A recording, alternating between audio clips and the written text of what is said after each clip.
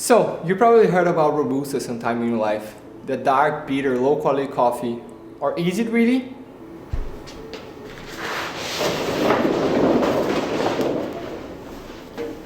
Hi, my name is Rodrigo Tori. I'm a roaster, photographer, and video producer based in Brazil. I've been roasting here in Manaus for a couple of years now, and since the beginning I was looking for a good quality, locally produced coffee. You see, generally speaking, Robustas aren't praised by its quality. You often find it pre-ground and overly roasted. In the cup, you taste leathery and ashy notes. By treating it as a commodity, this stigma is created. However, with proper care and handling, the results can be incredibly good. When a friend showed me this Amazonian Robusta, I knew that something was different.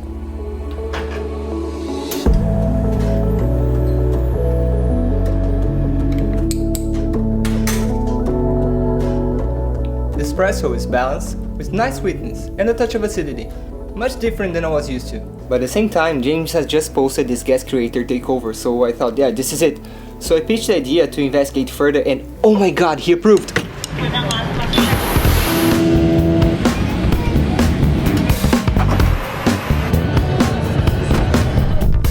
After a quick trip to Cacoal, in the state of Rondônia, I've managed to talk to a couple of local producers, and also with a researcher from Embrapa in Porto Velho. Here's what I've discovered. Number 1, you cannot expect a good quality coffee if you don't treat it right. Ever since I've heard about quality coffee, canefras were treated as commodity, as inferior. So investment and research throughout the whole chain is essential. Quando a gente iniciou a mexer com café, a gente não sabia nem que era qualidade. Então a gente levava para um secador rotativo, fogo, à vontade, né? A gente sabe que os robustas têm qualidade porque a pesquisa testou protocolos controlados e mostrou que realmente tem qualidade. A forma de colheita e pós-colheita, de tratar o café que não era adequada. Hoje também a gente está mostrando que existe uma variabilidade sensorial muito grande dentro do robusta que varia com o ambiente, com genética e com processamento. Aí foi em 2018, a gente buscou conhecimento, aí foi onde que a gente colheu o café maduro, lavemos ele, levamos para o terreiro e ele já deu mais de 80 pontos só da gente fazer esse processo, né? Number 2. Now that you have a good foundation, one way to enhance the experience is through different post-processing methods. Here's where the magic happens. Remember that coffee that I've talked about in the beginning of the video? It went through a semi-carbonic maceration, which is much simpler than the name suggests. É um negócio muito fácil da gente conduzir, isso qualquer um faz esse serviço aqui. Simplesmente você ter um latão desse como 200 litros, com uma vedação de borracha abaixo dele aqui, vedação de borracha aqui, e simplesmente você ter um café de qualidade. Aí que está outro detalhe, é um café maduro cereja, não é só o maduro cereja mesmo, e você põe aqui dentro, bem lavadinho, catado, sem nenhum verde. Aqui vai chamar a atenção. After picking and washing the fully ripe cherries, you put them whole in a clean sealable plastic drum with a one-way valve on the top. The key here is not let any more air enter the system, only exit. So in the beginning there's still plenty of oxygen inside the reservoir, but as the fermentation occurs, the CO2 produced expels the oxygen, creating an anaerobic environment. At the bottom of the tank, cherries get squeezed by the weight of cherries above.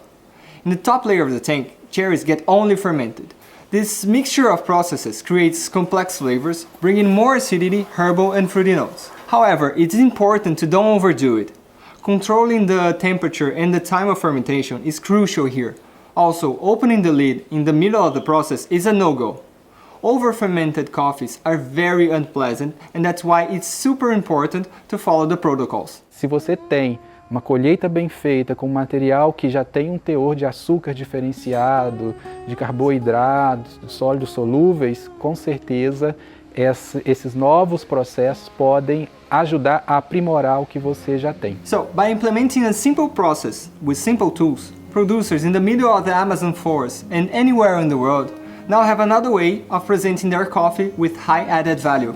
Eu acho que isso que é bacana. Você vai ter o homem no campo, as famílias no campo, não vai precisar desmatar, né? Então a gente pode viver em harmonia com a parte sustentável e ter renda no bolso, que é importante a pessoa ter uma vida digna, né?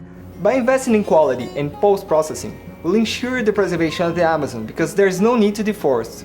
Robustas have a high productivity, so farmers only need a small piece of land to make a good living. Mas eu acho que o grande segredo para produzir um café fino, que eles sempre me perguntam qual é o melhor clone, eu sempre brinco que o melhor clone é se a gente pudesse clonar o bom produtor.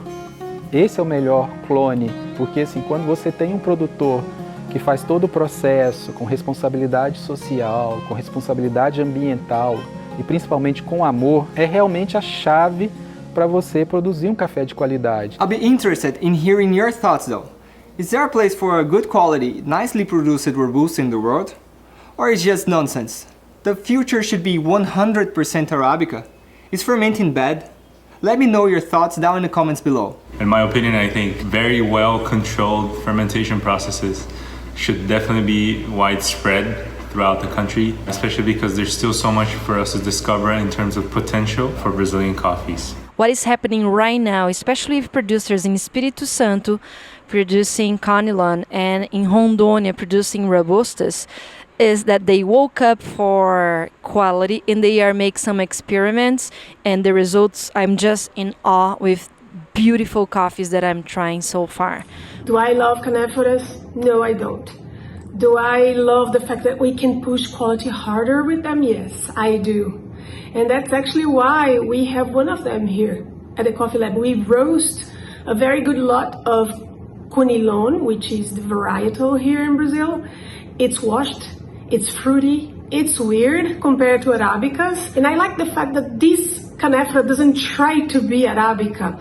I've tried so many since 2000, I guess, so many Caneforas around the world, and some of them try to be Arabicas, and I don't think that's the way. So that's it. I like having the possibility to show quality either way, Arabicas or Caneforas.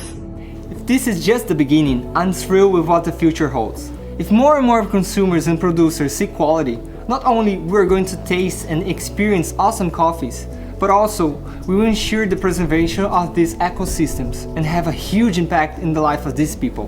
Finally, I would like to say thank you very much to James Hoffman for giving me this opportunity, and thank you for watching. I hope you have a great day.